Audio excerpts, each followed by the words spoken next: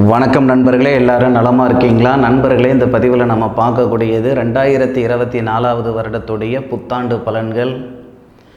மகர ராசி நண்பர்களுக்கு ஏற்கனவே ஒரு பதிவில் இந்த புத்தாண்டு பலன்களை பற்றி ரொம்ப விரிவாக நம்ம சொல்லியிருந்தோம்.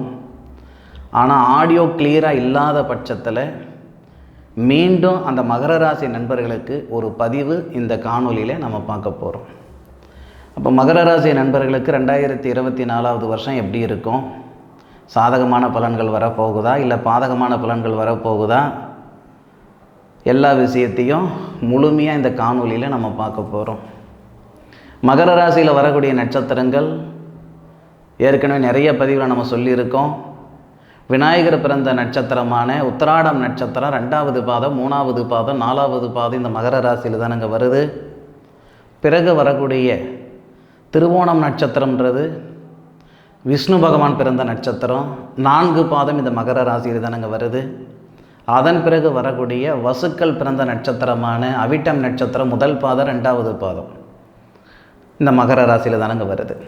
அதுபோக 2024 வருடம் ஜனவரி மாதம் 1ஆம் தேதி திங்கட்கிழமை அதிகாலை மகம் நட்சத்திரத்தில் 3வது பாதத்தில் 129 டிகிரியில் சிம்ம ராசி கன்னியா லக்னத்தில் இந்த வருடம் பிறக்கப்படுது.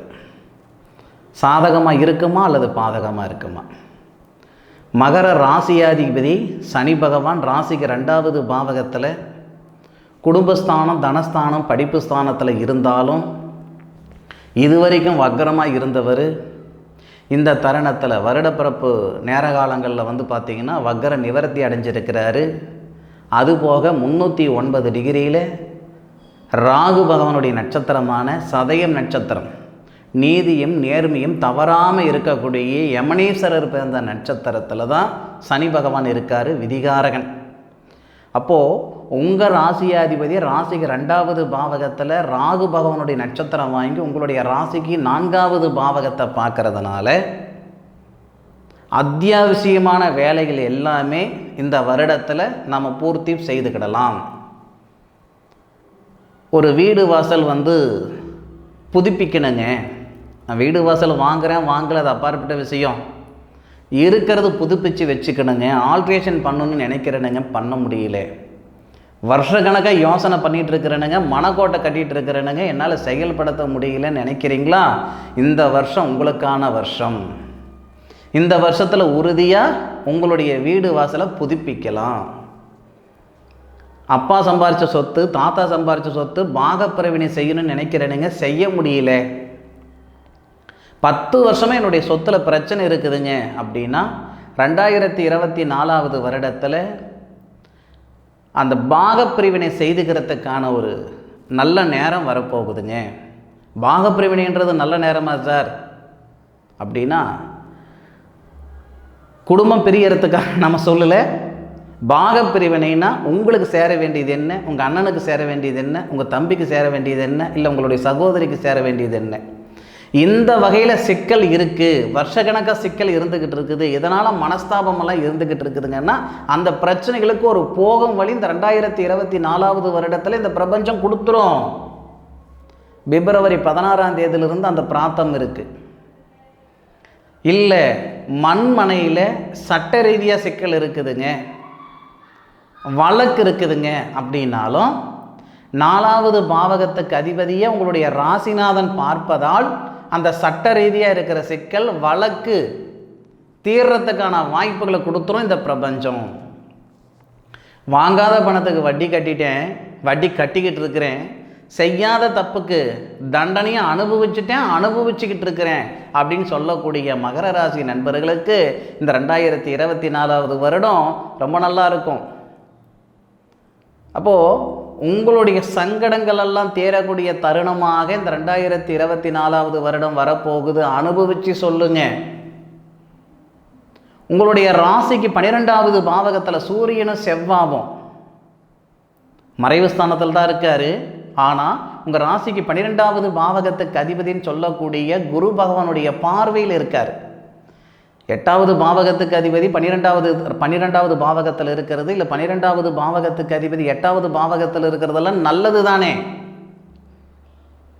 8 குடையவன் 12இல் இருந்து குரு பகவானுடைய பார்வை வாங்கி உங்கள் ராசிக்கு 8வது பாவகத்தையும் குரு பகவான் பார்க்குறாரு, 8வது பாவகத்துக்கு அதிபதி இருக்க இடத்தையும் பார்க்குறாரு.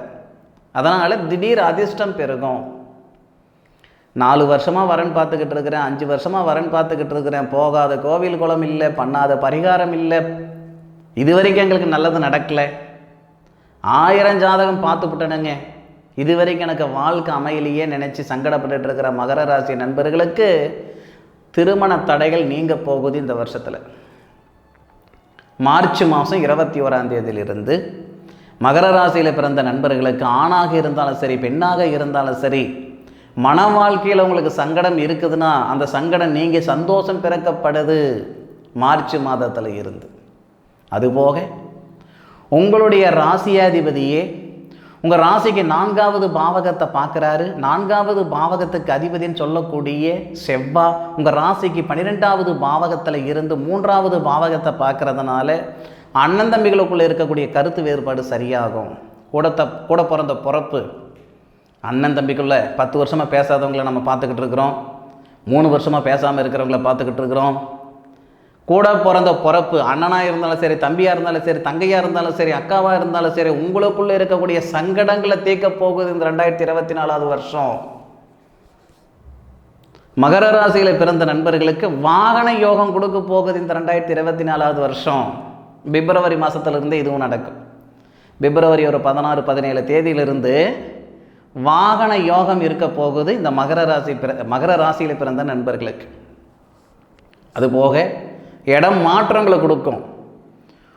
பூர்வீகத்திலிருந்து நான் சாதிக்கிறேன் அப்படின்னு சொல்கிறதுக்கு ஆட்கள் கம்மி தானுங்க. மகர ராசியில் பிறந்தவங்க சம்பாதிக்கிறது வேணுமா பூர்வீகத்திலிருந்து சம்பாதிக்கலாமே தவிர சாதிக்கிறதுன்றது வெளியே வந்து சாதிக்கிறவங்க தான் அதிகம்.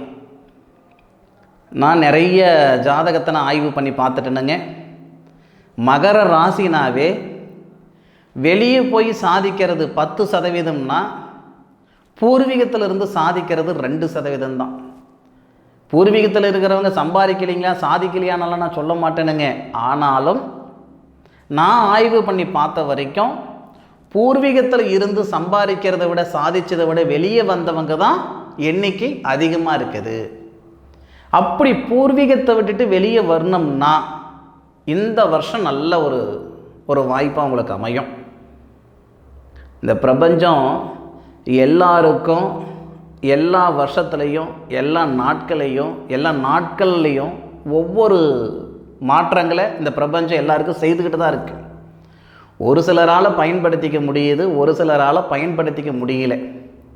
ஆனால் இந்த 2024வது வருடத்தில் நம்ம கிரக நிலைகள் இருக்கக்கூடிய அமைப்புகளால் மகர ராசி நண்பர்களுக்கு சத்தியமாக மாற்றம் வரப்போகுது, மாறுதல் வரப்போகுது. அதில் மாற்று கருத்தே கிடையாது.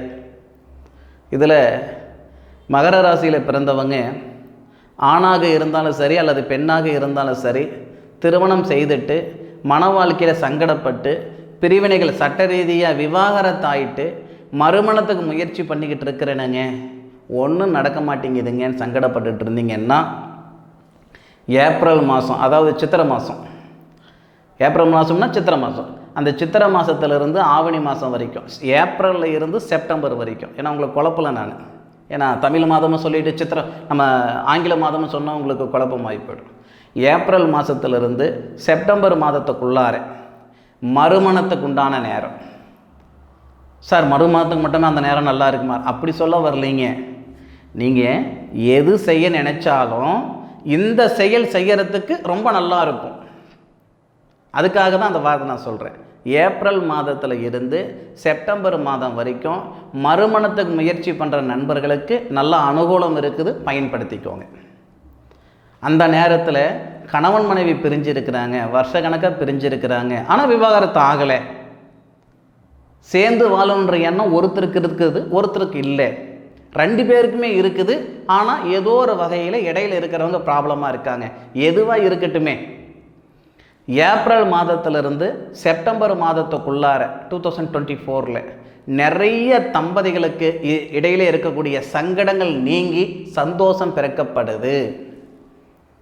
ஒரே வீட்டில் 4 செவத்துக்குள்ளார நீங்கள் வேற நான் வேறேன்னு சொல்லி வாழ்ந்துக்கிட்டவங்களும் இருக்கிறாங்க. வெளியில் இருந்தாலும் மணிக்கு ஒரு முறை ஃபோன் பண்ணி விசாரிக்கிறவங்களும் இருக்கிறாங்க. அப்போது கணவன் மனைவிக்குள்ளே இருக்கிற சங்கடங்களை சரிப்படுத்தக்கூடிய தருணமாக 2024 வருடம் ஏப்ரல் மாதத்திலிருந்து செப்டம்பர் மாதம் வரைக்கும் இந்த பிரபஞ்சம் உறுதுணையாக இருக்கும். யாரையுமே இந்த பிரபஞ்சம் கை பிடிச்செல்லாம் கூட்டிகிட்டு போகாதுங்க. கையை தாங்க காட்டும். இந்த பாதையில் போயா அப்படின்ட்டு யாராவது ஒருத்தர் மூலியமாக நமக்கு தெரியப்படுத்தும் இந்த பிரபஞ்சம். அதை நம்ம பிடிச்சிக்கிட்டு போய்விடணுங்க. எங்கிட்டு போய் சேரணும்னு நினைக்கிறோமோ அந்த பாதையில் நம்ம போயிடணுங்க. இதை விட நல்ல தருணம் வரணும், இதை விட நல்ல சந்தர்ப்பம் வரணும்னு நினச்சிக்கிட்டு இருக்கக்கூடாது இல்லையா? நமக்கு நேர காலங்கள் நல்லா இருக்குது, நல்லா இல்லைன்றது அப்பாற்பட்ட விஷயம். நாம் எடுக்கக்கூடிய முயற்சிகள் எடுக்கணும் இல்லையா? இந்த 2024 வருடம் பல தருணத்தில் பல விதத்தில் இந்த மகர ராசி நண்பர்களுக்கு இந்த பிரபஞ்சம் சப்போர்ட்டாக இருக்கும். தொழிலுன்னு எடுத்துக்கிட்டிங்கன்னா, தொழில் ஸ்தானாதிபதின்றது யாருன்னு கேட்டிங்கன்னா மகர ராசி நண்பர்களுக்கு சுக்கிரன். அந்த சுக்கிரன் 11வது பாவகத்தில் லாபஸ்தானத்தில் புதனுடன் சேர்ந்து இருக்கும்போது, புதனுடன் சேர்ந்து சனி பகவானுடைய நட்சத்திரம் வாங்கி அனுச நட்சத்திரம் 218 டிகிரி 2வது பாதத்தில் தொழில் ஸ்தானாதிபதி இருப்பார். தொழில் ஸ்தானாதிபதி லாபஸ்தானத்தில் இருந்து சனி பகவானுடைய பார்வை வாங்குறார். அப்போ சுய தொழில் செஞ்சுக்கிட்டு இருக்கிற நண்பர்களுக்கு உண்மையிலேயே ஆனந்தமாக இருக்கும். 2-2.5 வருஷ காலமாக சுய தொழில் செய்துக்கிட்டு இருக்கிற மகர ராசி நண்பர்கள் நொந்து நூலாகி சின்னப்பட்டு சிரமப்பட்டு ஏன்டா இந்த வேலை, எதுக்குடா இந்த வேலை, வேறு ஏதாவது வேலை செஞ்சுக்கிடலாமான்ற மனநிலையெல்லாம் ஒரு சில நண்பர்களுக்கு வந்துட்டுருக்கோம். தெரிஞ்ச குதிரையில் பயணிக்கிறது ஈஸி, தெரியாத குதிரையில் பயணிக்கிறது கஷ்டம். தெரிஞ்ச வேலையே நம்ம கெட்ட நேரத்துக்கு இந்தளவுக்கு இருக்குதுன்னா தெரியாத வேலை போய் செஞ்சு சிக்கல் வந்துடும். யோசனை பண்ணி பார்த்துக்கிடுங்க. வேறு வேலைக்கு போக வேணான்னு சொல்ல வரல.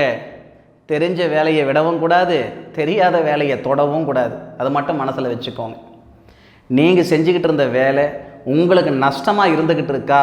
இந்த 2024 வருடம் ஜனவரி, பிப்ரவரி, மார்ச் 3 மாதம், 12 மாதத்தில் ஒரே ஒரு 3 மாதம் நீங்கள் செஞ்ச வேலையை மீண்டும் செய்துக்கிட்டு வாங்க. உங்களுக்கு நஷ்டம் ஆயிடுச்சுன்னா அதன் பிறகு தூக்கி போட்டு நீங்கள் என்ன வேணாலும் செஞ்சுக்கோங்க. சத்தியமாக நஷ்டமாகாது. 100ல் ஒருத்தருக்கு 2 பேருக்கு நஷ்டம் வரலாம். நான் சுய ஜாதகம் பார்த்துட்டு பலன் சொல்லலையே. இந்த வருடத்துடைய கிரக அமைப்புகளும் வருட பிறந்த அமைப்புகளை வச்சு தான் உங்களுக்கு சொல்லிகிட்டு இருக்கேன். ஆனாலும் 99% உங்களுக்கு தொழில் விஷயத்தில் சாதகமாக இருக்கும்.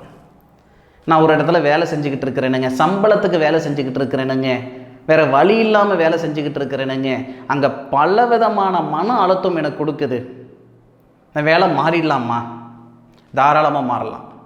ஏன்னா 2024 வருஷத்தில் இந்த தொழில் காரகனும் தொழில் ஸ்தானாதிபதியும் உங்களுக்கு சாதகமாக இருக்குது.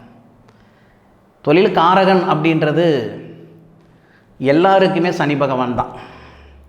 தொழில் ஸ்தானாதிபதின்றது ஒவ்வொருத்தருக்கும் மாறும். எல்லாருக்கும், அதாவது மகர ராசிக்காரங்களுக்கு தொழில் ஸ்தானாதிபதி சுக்கிரன், ராசியை மையப்படுத்தி சொல்கிறது.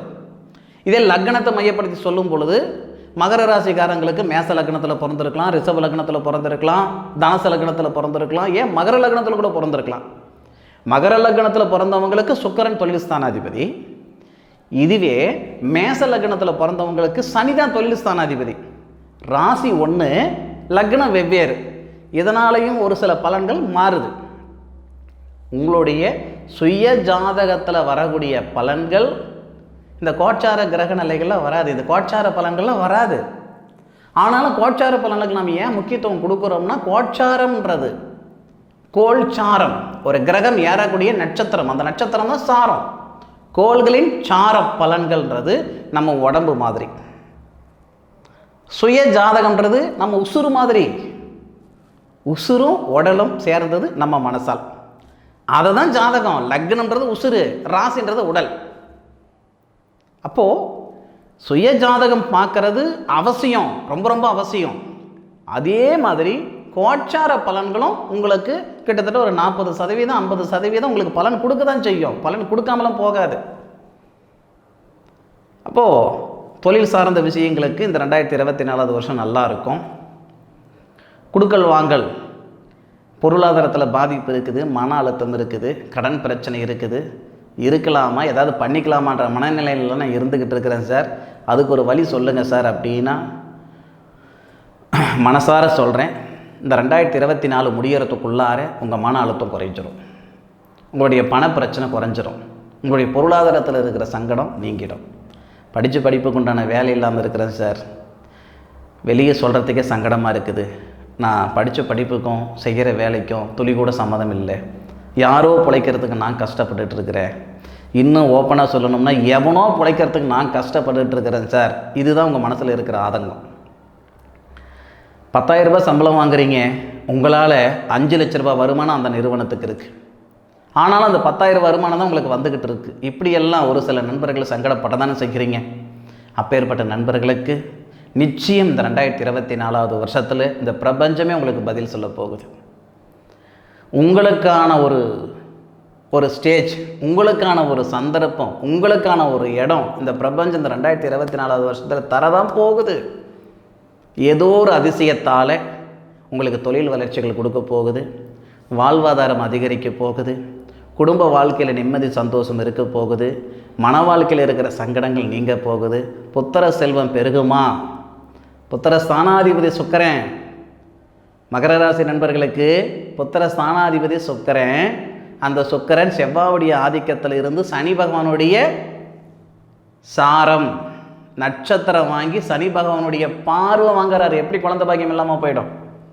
அப்போது புத்திர வளர்ச்சி பெறுகிறதுக்கான வாய்ப்புகளும் இருக்குது. மகர ராசி நண்பர்களுக்கு நிச்சயம் மாற்றங்கள் தரக்கூடிய ஒரு தருணமாக இந்த 2024 வருடம் வரப்போகுதுன்றதில் எந்த விதமான மாற்று கருத்தும் இல்லை. அனுபவித்து சொல்லுங்கள், ஆராய்ச்சி நான் சொல்லியிருக்கேன். அதுபோக உங்களுடைய சுய ஜாதகம் எப்படி இருக்குதுன்னு ஒரு முறை பார்த்துக்கோங்க. 2024 பிறக்குது, வருஷம் பிறக்குது அப்படின்னா அந்த வருஷத்தில் நம்மளுடைய சுய ஜாதகத்தில் நமக்கு என்ன திசை நடக்குது, என்ன புத்தி நடக்குது, என்ன அந்தரம் நடக்குது, என்ன சூட்சமம் நடக்குது, தொழில் ஸ்தானாதிபதி யார், தொழில் காரகன் யார், இந்த மாதிரி விஷயங்களெல்லாம் உங்களுடைய ஜோதிடர்கிட்ட ஒரு முறை நீங்கள் பார்த்துக்கிடுங்க. அது 100% நல்லது. சரி நண்பர்களே, என்னுடைய காணொலியை முழுமையாக பார்த்ததுக்கு மனசில் இருந்து மனமார்ந்த நன்றிகளை சொல்லிக்கிறேனுங்க. மீண்டும் அடுத்த ஒரு அற்புதமான தருணத்தில் உங்கள் அனைவரையும் சந்திக்கும் வரை உங்களிடமிருந்து விடைபெறுவது உங்கள் வீட்டு ஜோதிட நண்பனான மா காளிதாஸ் மணிகண்டன். திருச்சிற்றம்பலம். வாழ்க வையகம், வாழ்க வளமுடன்.